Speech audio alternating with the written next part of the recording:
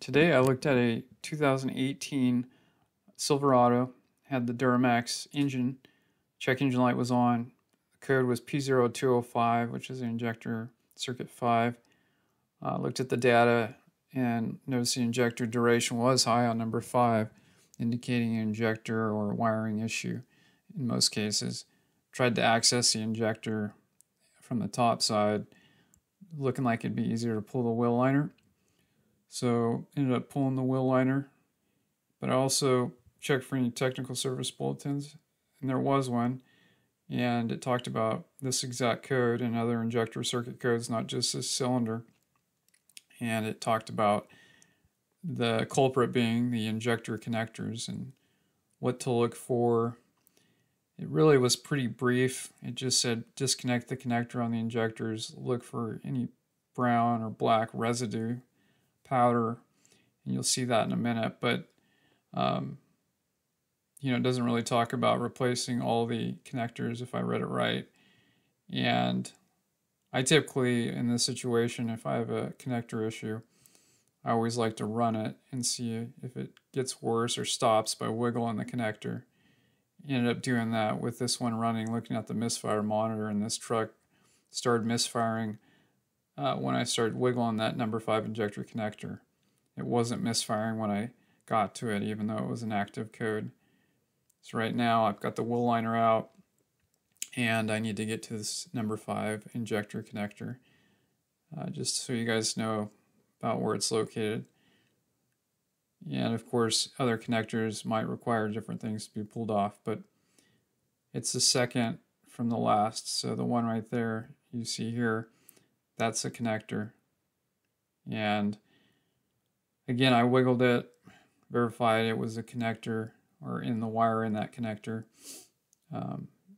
Pop off the connector with the pick, which I gotta say, the pick is probably, the 90-degree pick is one of my favorite tools for getting connectors off. So I looked at the end of this connector, and it was just like the service bulletin, had the residue. It's hard to see in the video, but pretty noticeable brown, blackish powder residue. Now I hook up the ohmmeter, and I like to verify that the injector itself isn't changing resistance when I wiggle on the terminals. So I have special leads there to make sure. So I ended up taking the connector off, took the terminal apart. Under a microscope, that's what it looks like. You can see that major arcing going on. It's really pitted from, I don't know if you want to call it micro arcing, or regardless, that's going to be a bad contact.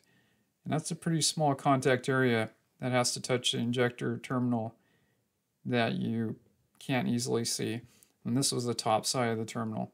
And this terminal is a tiny little terminal, but that little bit of area is where it contacts, and I can see, maybe it's just too small of a contact area, and that's why it got hot and arced, or it's just a weak connection. Maybe it's a metal, I really don't know, but the new connector looked pretty much the same.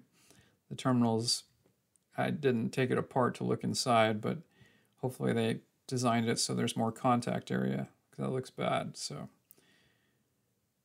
and that's what the new connector looks like.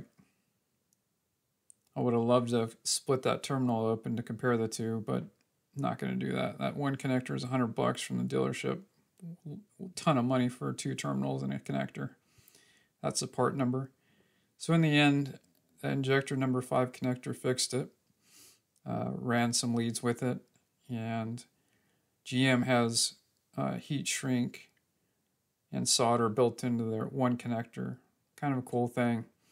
You heat it up with a heat gun or torch, and it basically melts the solder inside, and the heat shrink, melts to the wire. You don't have to worry about soldering and heat shrink and sealing it up. It's all somewhat easy to do with GM's kit. So